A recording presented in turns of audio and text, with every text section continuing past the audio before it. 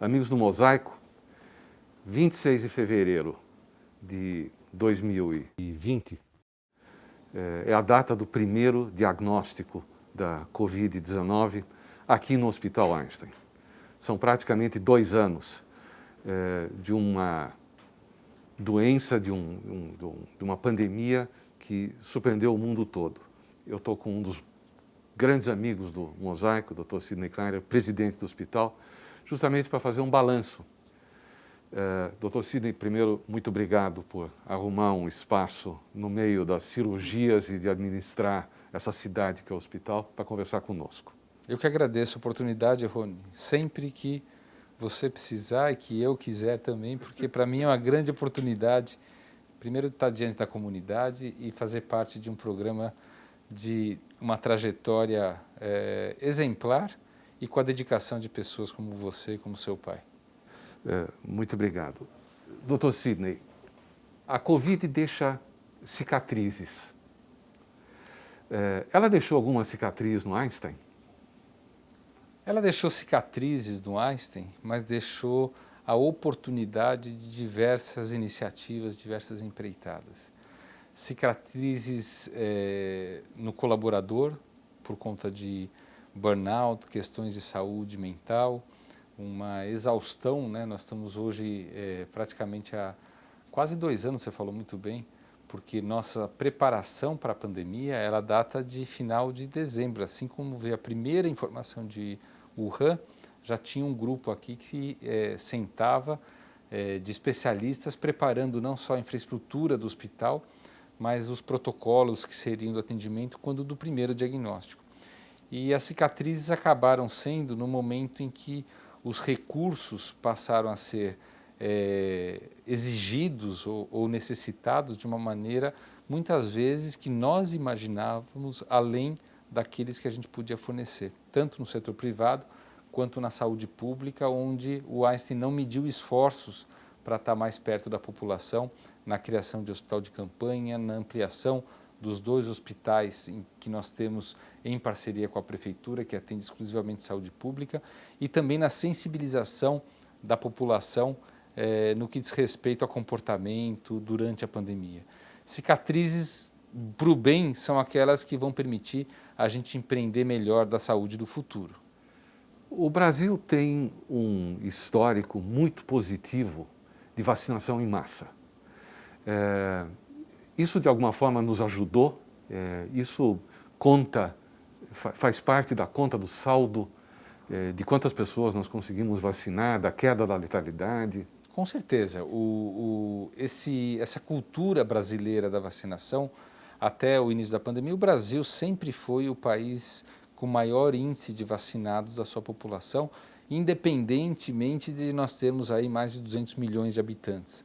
Um programa que é o Programa Nacional de Imunização, que sempre esteve presente e mais, de forma gratuita para a população. Não fosse isso, talvez a gente não tivesse, mesmo com a escassez das vacinas, atingindo um número tão alto de população vacinada quando comparado a países como os Estados Unidos, países da Europa, que lutam para ter, mesmo tendo a vacina à disposição, para ter mais de 55%, 56% da sua população vacinada. E isso impacta demais na letalidade. Caso assim não fosse, nós não estaríamos observando essa diminuição cada vez maior do número de pacientes internados, apesar de haver a possibilidade da infecção de forma mais leve. E certamente a vacina tem uma participação para que esses casos continuem sendo leves e moderados e não graves. A maneira como a mídia trabalhou a pandemia, se de um lado colocou todo mundo, vamos dizer, de orelha em pé, do outro lado, na minha modesta opinião, criou um certo pânico em torno do assunto e, olhando para trás, quer dizer, seja varíola, seja poliomielite, nós já tivemos situações razoavelmente complicadas, com muitas mortes, e que agora, com a vacina, meio que nós estamos voltando lentamente a uma normalidade. Eu poderia traduzir isso e, bom, é provável que nós não vamos mais morrer disso, mas é melhor continuar prestando atenção? Na verdade, talvez a gente esteja caminhando para transformar a pandemia numa endemia. Aham. Quer dizer, hoje a gente vive uma gripe no inverno, é uma questão endêmica. Nós nos vacinamos para diminuir a mortalidade na gripe. Mas todo ano a genética dos vírus que vem para a gripe, ela muda.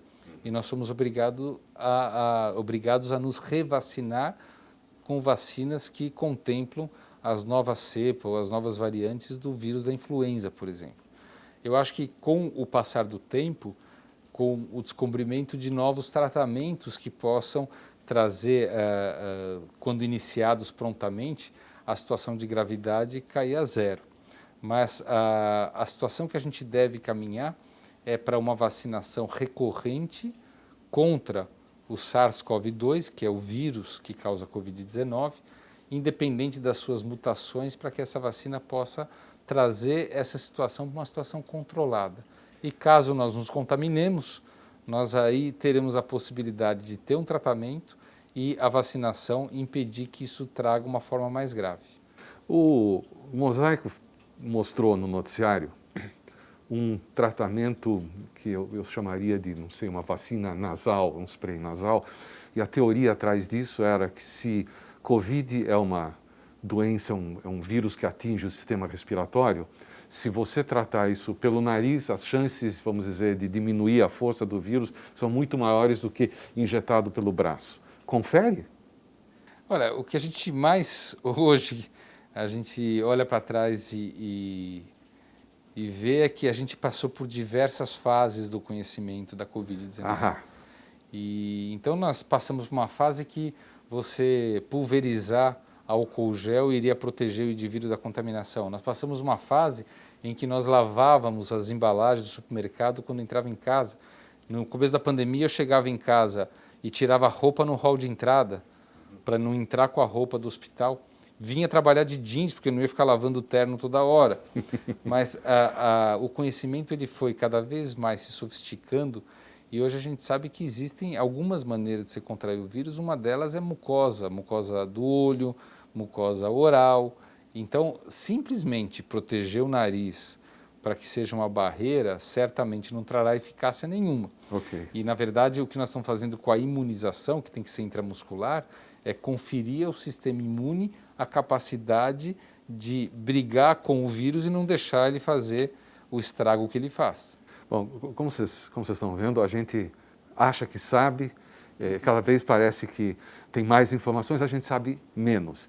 Eu vou mudar de assunto para a gente terminar. Passado, vamos dizer, o susto inicial, o hospital continua crescendo. Um dos nossos técnicos da equipe disse que trouxe a mãe aqui 20 anos atrás, não reconheceu o hospital. Claro, o hospital hoje é muito maior.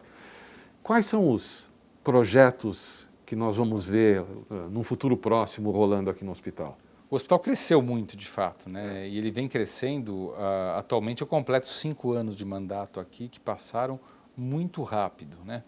Nesses 5 anos eu pude constatar que nós passamos por algumas crises e de todas elas nós saímos um pouco mais fortes e um pouco maiores e com a vontade, a necessidade de empreender para ampliação e o exercício do próprio propósito do Einstein, que é levar saúde para cada ser humano através de uma gota de Einstein. Isso também tem se ampliado cada vez mais.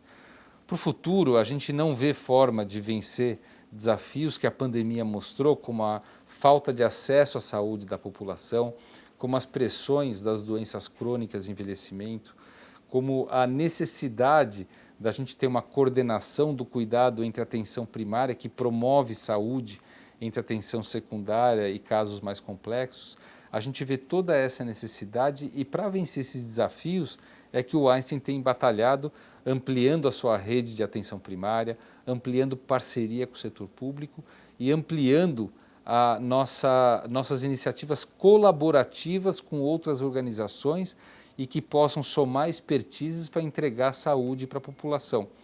Para isso tem que ter expansão, tem que ter adoção de tecnologia, tem que ter telemedicina, que é o jeito de você vencer barreira logística e chegar mais perto da nossa população em áreas que não tem médico, tem que ter um investimento gigante em formação de profissionais de saúde. A gente acabou de ver a formatura da nossa primeira turma na graduação de medicina, mas que deve começar 4 novas graduações no ano que vem: odontologia, fisioterapia, engenharia biomédica e administração em saúde.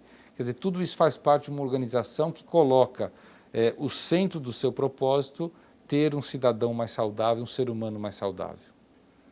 Eu acho que a comunidade judaica está de parabéns, São Paulo está de parabéns, Dr. Sidney está de parabéns, e nós estamos de parabéns de poder ter o vosso apoio no programa. Eu estou surpreso, estou encantado com as coisas que eu ouvi. Eu agradeço mais uma vez a oportunidade de conversar com você. Eu desejo a você e aos seus colaboradores um ótimo 2022. Se Deus quiser. Obrigado, o agradecimento é meu por poder estar aqui compartilhando algo que, como judeu, como membro dessa comunidade, me deixa também muito orgulhoso de termos um Einstein aqui conosco em São Paulo. O Mosaico volta já já.